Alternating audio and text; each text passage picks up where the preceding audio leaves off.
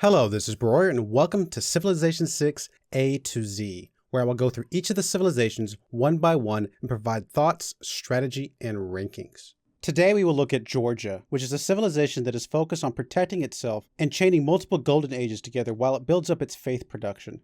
Georgia's leader is Tamar. She has two main bonuses. First, you get plus 100% faith for 10 turns after declaring a protectorate war. The extra faith can be helpful for multiple things. However, in order to declare a protectorate war, you will need another civilization to declare war on one of your allied city-states. This is not something that you can guarantee or control, so though unlikely, it's technically possible to never be in a situation where you can declare a protectorate war, which negates half of this leader's bonus. Her second bonus is that each envoy sent to a city-state of Georgia's majority religion counts as 2 envoys. Though you still can't count on other civilizations declaring war on your allied city-states, this bonus will at least make it more likely since it will be much easier for you to maintain multiple allied city-states. The overall scores for these leader bonuses are as follows. For domination, science, and culture, I would give it a 3. The extra faith can be used to help purchase great people for any of the victory types, and the extra envoys can help you to gain suzerain status with some key city-states. And religion gets an 8. The extra faith will really help you to push the production of religious units to the max. However, this bonus depends on the other countries declaring war on your allied city-states. The extra envoys that you can receive will help you to solidify multiple allied city-states, which can be very nice if there's multiple religious city-states in the game. Georgia's civilization ability is called Strength and Unity. When making a dedication at the beginning of a Golden Age, you receive its normal age bonus towards improving era score in addition to its Golden Age bonus. On the plus side, this will make it significantly easier to chain Golden Ages for most, if not all, of the game. On the negative side, this will make it a bit harder to push for a Dark Age in order to set up a Heroic Age. The overall scores for this bonus are really 7s across the board. The Golden Age bonuses are very powerful and can really change the course of a game. I will point out, however, that these scores are mutually exclusive since you can only pick one Golden Age bonus at a time unless you have triggered a Heroic Age. Georgia's unique unit is called the Kevsur. It has a baseline 45 strength, and it gains plus 7 combat strength and no movement penalties in hills. Baseline, these units are quite a bit stronger than swordsmen. However, they are not an upgrade or replacement for swordsmen, so you'll need to build them from scratch and will not gain the benefit of early conquest XP. The natural wonder Matterhorn has a similar bonus, but is only plus 3 strength boost. However, it does help all land combat units. If the Matterhorn is in your game, you may want to go out of your way to claim all of the tiles around it, or else your enemies will negate almost half of your Kevsur's bonus. The overall score for this unit, for domination, I would give it an 8. The Kevsur is actually a pretty powerful unit, and the hill bonus is not to be underestimated. Georgia could probably push for a bit of conquest when their Kevsur comes on the scene, especially if they are in the middle of one of their golden ages.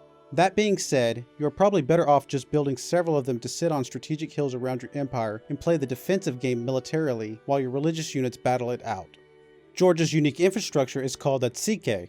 It's a building that replaces Renaissance walls. It has a lower production cost and it gains plus 3 faith as well.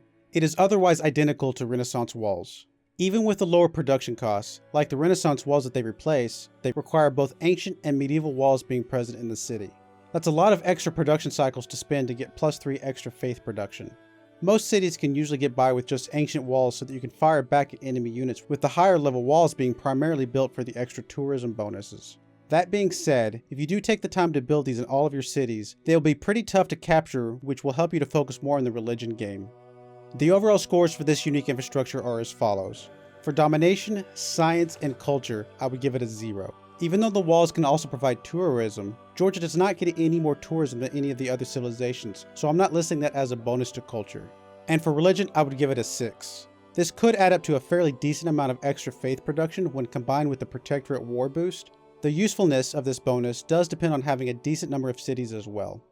As for overall strategy, if you're playing as Georgia, first and foremost you must have a religion to effectively play as Georgia. If for some reason you don't end up with one of the religions, you're probably better off restarting the game. The AI really likes to beat up on city-states, so you'll want to get several scouts out early so that you can find as many city-states as possible before they all get eaten up. Try to become allied with these city-states as quickly as possible, so that if someone does decide to go after them, you can come to their aid. It is probably a good idea to lock the military policy card Limes in for most of the game in order to maintain a high level of productivity for the many walls that you will be building. If you don't want to push for a religious victory, it is still a good idea to focus on your faith production so that you can purchase military units or great people to support one of the other victory types. As for governments, for the 4-card slot, overall your best bet is to pick up autocracy, as there are several early wonders that can help set you up for a strong religious victory push. For the 6-card slot, theocracy is your best bet when playing as Georgia. Even if you aren't pushing for a religious victory, you will still want to at least convert the nearby city-states to religion, and this government can help with that. Additionally, you'll be producing a lot of faith, and the discount to faith can help to stretch that even further. And for the 8-card slot, democracy is probably the best bet here for the extra diplomacy and wildcard slots. If you're playing against Georgia, Tamar's leader agenda is called Nirikala Fortress. She likes to build high-level walls around her cities and likes those who do the same. She dislikes civilizations that don't fortify their cities. If you want to play nice with Georgia, just build a lot of walls in all of your cities. This will also help you to be better protected if your relationship with her sours. If you want to go after Georgia, it is probably a good idea to take them out early in the game before they get their endless golden ages rolling, and before they can build their fairly powerful unique unit. It is also a good idea to avoid going to war with any city-states that she is allied with, especially if you are pushing for a religious victory, as this will only feed her free faith to purchase more religious units to counter you. As for victory condition, Georgia's best victory condition is a religious victory. Georgia has the potential to produce a large amount of faith over the course of the game, which translates to a lot of religious units.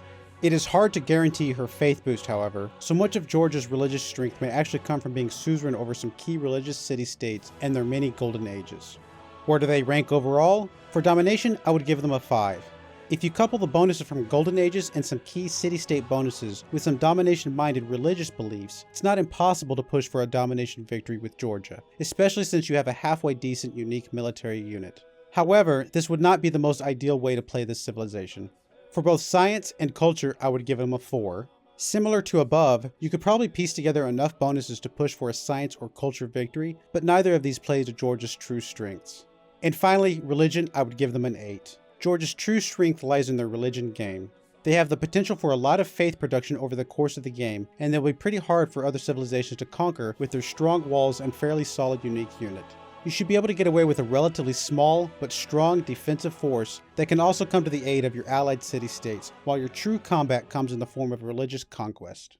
What are your thoughts? Did I get it right? Did I miss something? Please let me know what you think in the comments below, and also please give me a thumbs up if you do like this video and want to see more of these. I do plan to keep these going, so I do appreciate you watching, and I hope you join me again next time. Thank you, and goodbye.